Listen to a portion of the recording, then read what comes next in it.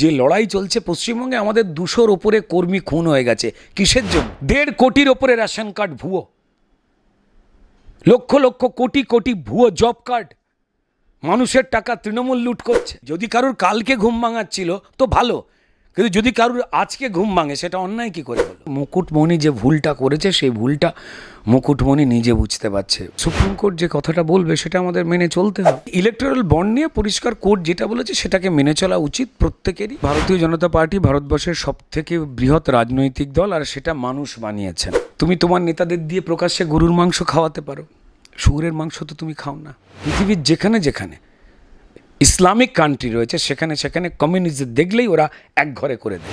ভোটের আগে দল বদলের একটা চিত্র আমরা দেখতে পাই। কিছুদিন আগে তাপস রায় তিনি বিজেপিতে যোগদান করেছিলেন, তারপরে প্রাক্তন বিচারপতি অভিজিৎ গাঙ্গুলি তিনিও বিজেপিতে যোগদান করেছেন, এবং তারপরে অর্জুন সিং বিজেপিতে যোগদান করেছেন। তার সঙ্গে দিব্যেন্দু অধিকারীও দিল্লিতে যেয়ে তারা সরাসরি বিজেপি সদর দপ্তর থেকে বিজেপিতে যোগদান করেছেন। কিন্তু তাদের এই যোগদান আসন্ন লোকসভা ভোটে বিজেপির ওপরে কিভাবে কতটা প্রভাব ফেলতে পারে কি মনে হচ্ছে?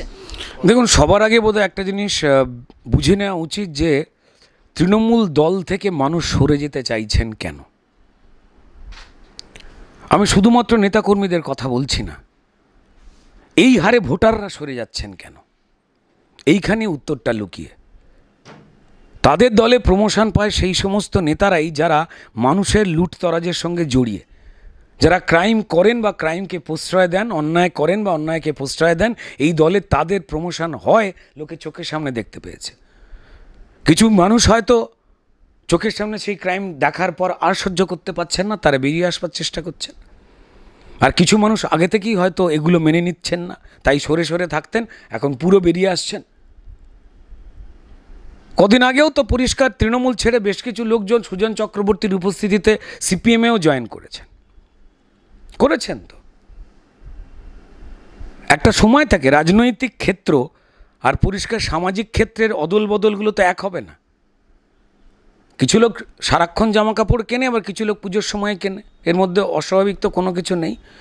বরং পরিষ্কার নরেন্দ্র মোদীর নেতৃত্বে দল মত ধর্ম নির্বিশেষে ভারতবর্ষের মান উন্নত করবার জন্য, নাগরিকদের সমস্ত পরিষেবা দেওয়ার জন্য যে জনমুখী প্রকল্পের কাজ চলছে, তা প্রত্যেকটা বিরোধিতা করতে করতে গিয়েও চুপ করে গিয়ে আস্তে আস্তে সেটাকে সাপোর্ট করছে, এবং নিজেরা বুঝতে পারছেন যে আমরা আমাদের দলের নিয়ম অনুযায়ী আমরা মিথ্যে কথা বলতাম নরেন্দ্র মোদী বিজেপি দলের বিরুদ্ধে, আর সেটা বলতে ভাল লাগছে না। তো তাই তারা ভারতীয় জনতা পার্টির যে লড়াই চলছে পশ্চিমবঙ্গে, আমাদের 200-র ওপরে কর্মী খুন হয়ে গেছে। কিসের জন্য? নিজেদের মধ্যে মারামারি করে না, কে মাংস খাবে ভাত খাবে সেই জন্য না। আমরা খেতে পাইনি, আমাদের জীবন জীবিকা ঘর দোর ভেঙে দেওয়া হয়েছে, কেড়ে নেওয়া হয়েছে, কারণ আমরা মানুষকে সত্যিটা জানিয়ে দিচ্ছিলাম বলে। আমরা জানিয়ে দিচ্ছিলাম যে কেন্দ্র থেকে, এই রাজ্যের তো রোজগার নেই, কেন্দ্র থেকে গরিব মানুষের নানান প্রকল্পের মাধ্যমে এত হাজার কোটি কোটি টাকা আসে, আর এই সরকারটা আপনাদের এত হাজার কোটি কোটি টাকা লুট করে। 1.5 কোটির ওপরে রেশন কার্ড ভুয়ো, লক্ষ লক্ষ কোটি কোটি ভুয়ো জব কার্ড, মানুষের টাকা তৃণমূল লুট করছে। মিথ্যে নাম পাঠানো হচ্ছে পঞ্চায়েত সিস্টেম থেকে। দেখুন, আমাদের দেশে ফেডারেল স্ট্রাকচার অনুযায়ী কেন্দ্র সরকার প্রত্যেকটা রাজ্যকে নিজের ইচ্ছায় লোকের অ্যাকাউন্টে সব বিষয়ে টাকা পাঠাতে পারে না। তাদের রাজ্য সরকারকে বলতে হয় যে এই প্রকল্প আছে, আপনারা পঞ্চায়েত সিস্টেমের মাধ্যমে, কারণ যেহেতু আমার দেশটা বেশিরভাগই গ্রাম নির্ভর দেশ, আমার রাজ্যটাও তাই পঞ্চায়েত সিস্টেম বেশি, যে এই সিস্টেমের মাধ্যমে যে গরিব মানুষের তালিকা রয়েছে সেই তালিকা পাঠান, কারা এই প্রকল্পে যে টাকাগুলো পাঠাবো তাদের ব্যাঙ্ক অ্যাকাউন্ট দিন বা নাম দিন। এরা লাগাতার ভুয়ো নাম পাঠিয়ে গেছে এবং হাজার হাজার কোটি টাকা লুট করেছে এই তৃণমূলের নেতা কর্মী মন্ত্রীরা। তাদের দলের আবার নিয়ম আছে। দোলা সেন তৃণমূলের নেত্রী অনুযায়ী ভিডিও ভাইরাল হয়েছিল যে যা টাকা তুলবেন ঝাড়বেন তা 75-25% ভাগ করবেন, দলকে 75% দেবেন, নিজেরা 25% রাখবেন। আমার বানানো কথা নয়, দোলা সেনের কথা। এবার অধিকাংশ নেতাই নিজেরা 75% ঝেড়ে রেখে দিয়ে মানুষ মারা মানুষ লুটের টাকা 25% পার্টিকে দিচ্ছিল। সেই নিয়ে পার্টির মধ্যে অশান্তি হয়েছে। তারা দেখেছে যে নিজের পক্ষে 50-50 কে করছে, সেই নেতাকে তোলো, অর্থাৎ চোরকে তোলো, ভালো চোরকে। যে মানুষ লুট করবে কিন্তু নিজে হাফ রাখবে, আমায় হাফ দেবে। তাই এই ধরনের মানুষকে কারা পছন্দ করবে? যদি এই ধরনের সিস্টেম যারা মানতে পাচ্ছেন না তারা বেরিয়ে আসছেন। হ্যাঁ, ডেফিনেটলি যদি কারুর কালকে ঘুম ভাঙাচ্ছিল তো ভালো, কিন্তু যদি কারুর আজকে ঘুম ভাঙে সেটা অন্যায় কী করে হলো? অবশ্যই যেখানে তিনি আসবেন সেখানে নিয়ম মেনে, ডিসিপ্লিন মেনে, অন্যায়টাকে সরিয়ে রেখে বা অন্যায় সমর্থনটাকে সরিয়ে রেখে, যেহেতু মানুষের সমর্থনের স্রোত নরেন্দ্র মোদী বা বিজেপির দিকে বইছে সারা ভারতবর্ষে বা পশ্চিমবঙ্গে, দক্ষিণে দুয়ার খোলা হে এসো হে এমনটা নয়। যারাই এসেছেন তাদের নামে প্রমাণিতভাবে মানুষকে লুট করার কোনো বড় বড় অভিযোগ রয়েছে, মানুষকে খতম করার। আপনারা দেখান প্রমাণ, দেখবেন নেই।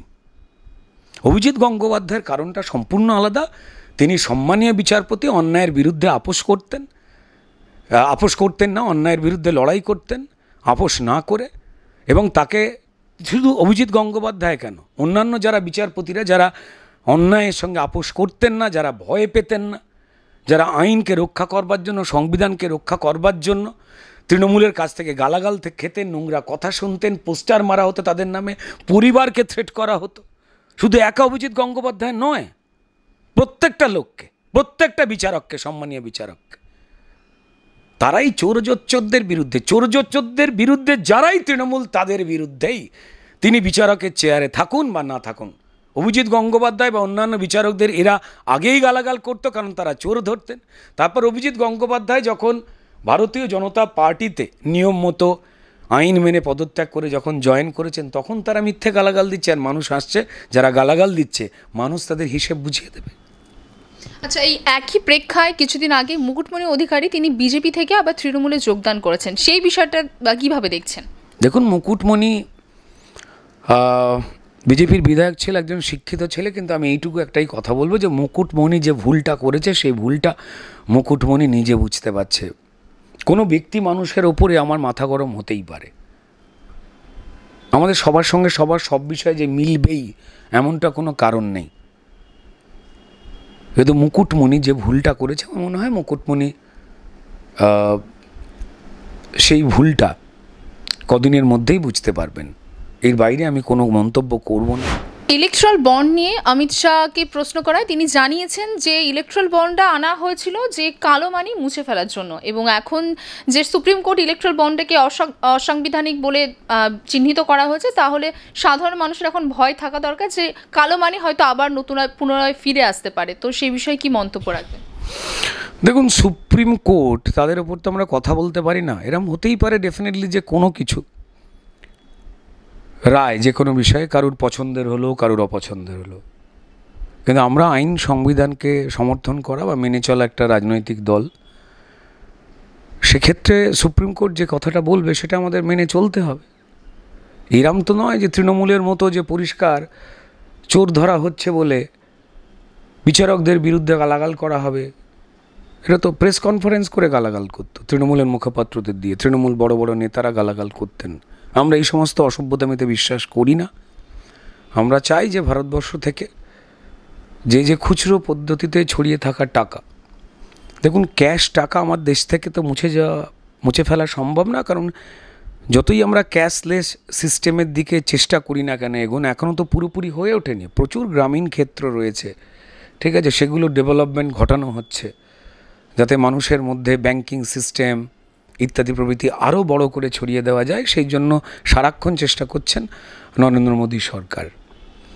তো যাই হোক না কেন, তো এই ক্যাশ যত বেশি করে কমানো যায়, ক্যাশের ব্যবহার, সেটা আমরা সব দিক থেকে চাইছি। তাতে একটা পরিচ্ছন্নতা, আমার দেশের অ্যাকচুয়ালি টাকা কত সেই হিসেবগুলো রাখা, সেখান থেকে আমরা রাজস্ব কত পেতে পারি, সেই রাজস্বের কত টাকা আবার পাবলিক ডেভেলপমেন্টের জন্য বিভিন্ন খাতে খরচ করা হয়, সেই বিষয়ে সুযোগটা বা সুবিধাটাও আমরা নিজেরাই চাইছি। কিন্তু সর্বত্র তো শহরের মতো আধুনিক ব্যবস্থায় অভ্যস্ত মানুষ তো নেই। আমাদের দেশে প্রচুর মানুষ রয়েছেন যারা বয়স্ক, বিশেষ করে 50-এর উপরে বয়স, তারা অনেকেই কিন্তু পড়াশোনা জানেন না। এটা আমাদের 47 সালে দেশ স্বাধীন হলেও তারপর যে সরকারগুলো এসেছে তাদের ডেভেলপমেন্ট করবার ক্ষেত্রে যে পরিকল্পনা, তার ঘাটতি, সেটা আজকের সরকারকে পূরণ করতে হচ্ছে। নরেন্দ্র মোদী সরকারকে না হলে তো এই চাল ডাল রেশন বাড়ি আজকে দিতে হতো না, এটা সভ্য দেশে অনেক আগেই তো দিয়ে দিত মানুষ। অল্প হলেও তো দিত, রাস্তা ঘাট খাবার জল। তো যাই হোক, আজকে করতে হচ্ছে। তবে ইলেকটোরাল বন্ড নিয়ে পরিষ্কার কোর্ট যেটা বলেছে সেটাকে মেনে চলা উচিত প্রত্যেকেরই, সেটাকে নিয়ে পরিষ্কার কোনো রকম অস্বচ্ছতা রেখে দেওয়া উচিত নয়। আমাদের কেন্দ্রীয় নেতৃত্ব এই বিষয়ে কথা বলে দিয়েছে এবং আমরা সেটাকে সমর্থন করছি। একটা শেষ প্রশ্ন করব, সামনেই আসন্ন লোকসভা নির্বাচন এবং এই নির্বাচনে আপনি নিজে কতটা আশাবাদী, মানে টিকিট পাওয়া নিয়ে কিংবা প্রার্থী হওয়া নিয়ে লোকসভা নির্বাচনে কতটা আশাবাদী আপনি? দেখুন, ভারতীয় জনতা পার্টি ভারতবর্ষের সবথেকে বৃহৎ রাজনৈতিক দল, আর সেটা মানুষ বানিয়েছেন, তাই না? কোনো নেতা তো ঠিক করতে পারেন না যে কার দল কত বড়, সেটা জনসমর্থনের ওপরে নির্ভর করে। পৃথিবীর বৃহত্তম রাজনৈতিক দল। তো এই দলে আমাদের প্রায় লোকাল যে পার্টিগুলো, মানে তৃণমূল তো অবশ্যই লোকাল পার্টি, আবার নিজের নামের আগে সর্বভারতীয় বলে একটা কি একটা ঢং করে কি একটা লাগায়, লোকাল কমিটি, কিন্তু আসলে যাই হোক ওই যেরম হয় আর কি, স্যান্ডো গেঞ্জির বুক পকেটের মতো, হতেই পারে তাদের ইচ্ছা। এবার পরিষ্কার এই সেকুলার বলে মিথ্যে শব্দটা বলা,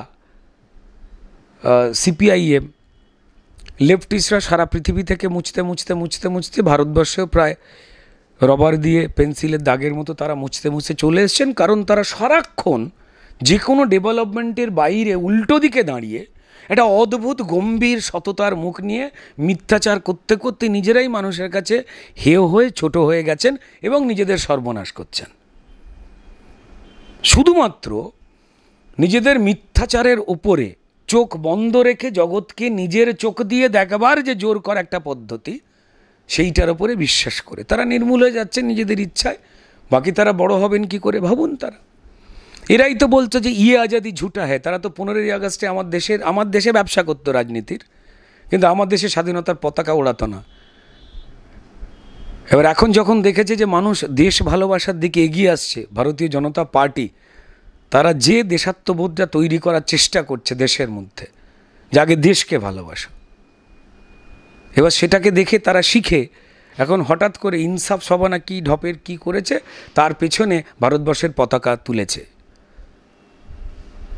মানুষ হাসছে, তারা বুঝতে পারেননি যে এরাই চালাকি করে কোনোদিন ভারতবর্ষে যারা দেশের লড়াইয়ের জন্য প্রাণ দিয়েছেন, শহীদ হয়েছেন, কোনো ব্যক্তির তারা জন্মদিন পালন করতেন না, সম্মান দিতেন না।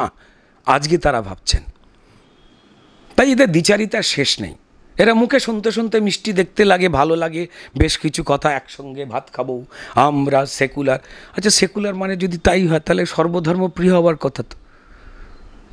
তো ভাই, তুমি 30% সংখ্যালঘু মুসলিম ভোট পাওয়ার জায়গায় তুমি তোমার নেতাদের দিয়ে প্রকাশ্যে গরুর মাংস খাওয়াতে পারো, শুয়োরের মাংস তো তুমি খাও না। তুমি ভরা পেট নিয়ে ইফতার পার্টিতে এরাম এরাম করতে যাও। কই তুমি দুর্গাপুজোর সময় তুমি দধিকর্মা খাও না তো, দুর্গাপুজোয় জড়ো হও না তো। তার মানে তুমি তো হিন্দু বিরোধী, তাই তুমি বলছো নিজেকে সেকুলার। জেনে রেখে দিন প্রত্যেকেই, যে যতগুলো কমিউনিস্ট শাসনের দেশ ছিল এরা তো বলতো না চায়না আমার বাবা, চীনের চেয়ারম্যান আমাদের চেয়ারম্যান, এরাই নেতাজিকে বলেছিল তেজোর কুকুর। জানেন যে এই সেকুলার কমিউনিস্টদের দেশ চায়নাতে কয়েক বছর আগে